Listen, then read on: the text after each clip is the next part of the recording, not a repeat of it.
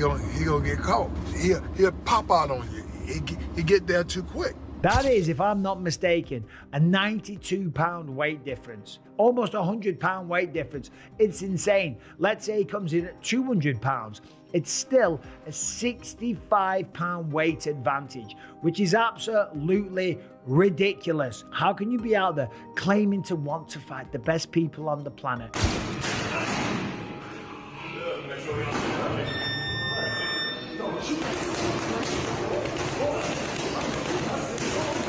Recent training footage of Davis has sparked concern, showcasing his explosive power, lightning-fast hand speed, and ruthless precision. Experts warn that the significant size difference between the two fighters makes the matchup not only physically dangerous but also potentially damaging to the sport's credibility.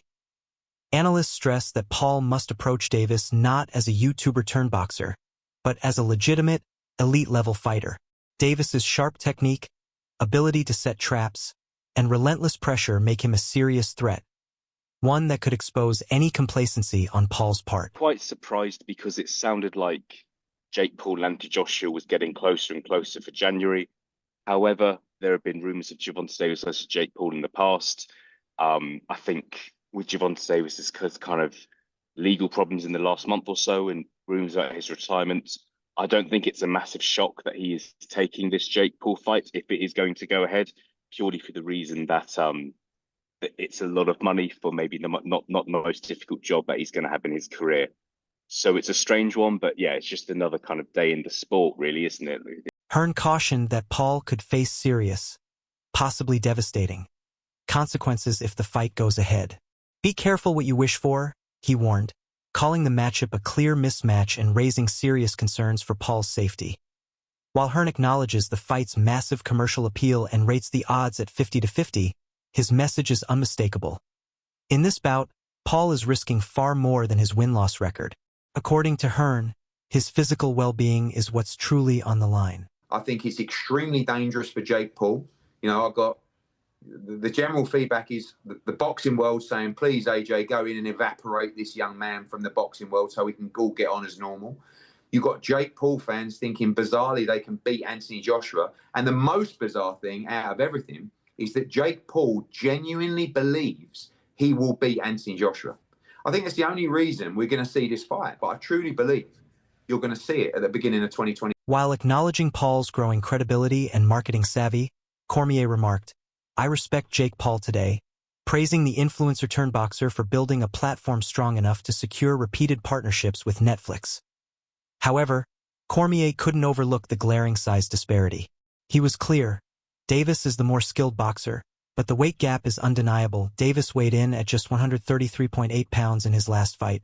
While Paul hovers near 200 pounds, Cormier warned that a win for Davis, despite his technical edge, could come at the cost of public perception. Beating a significantly larger opponent may do little for his legacy.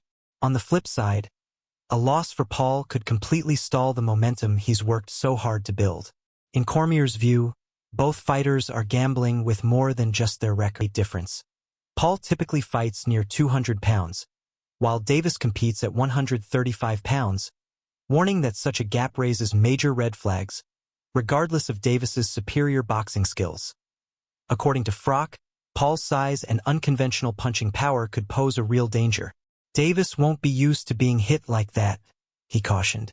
Froch's warning echoes a broader unease within boxing circles, where many view the matchup not as a legitimate contest, but as a sideshow, one that risks both fighter safety and the sport's credibility. My name was mentioned at his press conference and he shit himself, and the fight was just absolutely fucking diabolical. Again, I've said before, he's not a professional boxer. He never will be. And he proved time and time again that he's not a professional fighter. So, Jake Paul, go on, piss off. I mean, I don't really take Jake Paul that serious. He can't really box. He can have a little fight, he can have a swing. He swings away, he stands up straight and he throws punches, but it's not professional boxing. Because when I watch him box, he does so much wrong. It's just, everything's wrong. It's so bad. He's got leaky defence. He telegraphs his punches. Like, you put him in with someone his own size, it was a professional, and it's a mismatch. And you'll see that if he ends up fighting somebody. Tommy Fury, bless him, He's a pro boxer, but he's inexperienced. He's got no amateur pedigree. He's a raw novice, or maybe just above the raw novice. I was saying earlier, where would I put him in terms of levels? He'd do well to win a British title. He's at that sort of level. And then from British title to world level, it's like different worlds. It's like totally different. It's like a different sport. Just here at Los Naranjos in Viva, España, and I found out that Gervonta Davis is now fighting Jake Paul. So Jake Paul was supposed to be fighting AJ. Eddie Hearn announced 99% done, which we've just spoke about. What next for AJ? Potentially Jake Paul. But it now looks like that Jake Paul is fighting one of Anthony Joshua's legs. He's fighting Gervonta Davis, somebody who's a quarter of his size. I don't even know what's going on. Has Eddie Hearn been played? Let me know what you think. But the AJ fight with Jake Paul's finished. Gervonta Davis, fake Paul, November. I don't know what's going on in the world of boxing. This is an absolute joke. What next for AJ? We'll get into this, and there's so many questions I want to get into in the next episode, but hope you enjoyed this one. And yeah, just thought I'd give you a quick update because the news has just come in and I'm just trying to relax and play a bit of golf, and I can't. I've got to get it off my chest. I'm going to add it to this video. Hope you enjoy it. Don't forget, if you haven't already, hit like, share and subscribe to the best channel in the business, Froch on Fighting, and we'll see you very soon.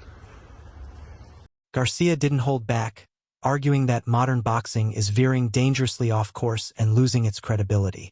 He compared the current state of the sport to professional wrestling, saying, "Boxing is officially the WWE." According to Garcia, matchups like this do more than entertain. They erode the sport's integrity and make it increasingly difficult for fans to take boxing seriously. His critique reflects growing frustration among purists who believe spectacle is overtaking substance in today's boxing landscape. Today we're going to talk about the boxing world and another fight that Jake Paul just booked for his joke of a career against a 65-plus smaller guy than him in Gervonta Davis. Jake Paul is a circus sideshow for low IQ incels. Nobody should be falling for this carny bullshit about him being a real fighter. Gervonta is a million times better than him, so he has to handicap Gervonta's skill by being a giant lab rat with a 65-plus weight advantage over him.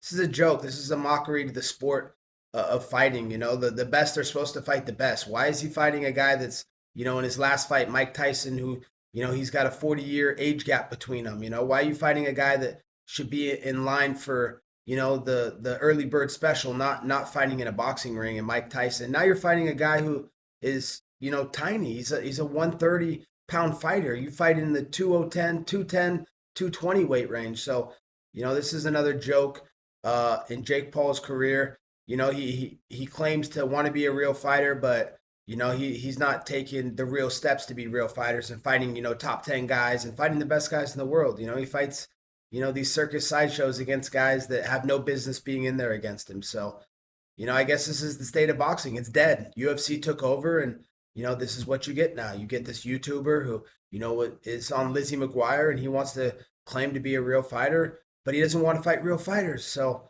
you know, I think it's ironic, though. Why would he hire a lawyer to sue people that say that his fights are fixed if they weren't, allegedly? So, I don't know. It's kind of weird. You guys do the math. Let me know what you think in the comments below. Amir Khan has fiercely condemned the upcoming exhibition bout between Jake Paul and Gervonta Davis, calling it disgusting and a serious threat to fighter safety. Khan pointed to the extreme mismatch in size, Paul weighing around 200 pounds and Davis at 135 pounds, with an 8-inch height difference, as grounds for concern. He argued that the fight is so uneven it would likely never be approved by a legitimate sanctioning body. Warning of the potential for serious injury, Khan emphasized that such spectacles not only endanger the athletes involved but also tarnish the credibility of the sport. He praised promoter Turki Alshik for refusing to take part in what he described as YouTube-style matchups that prioritize hype over integrity.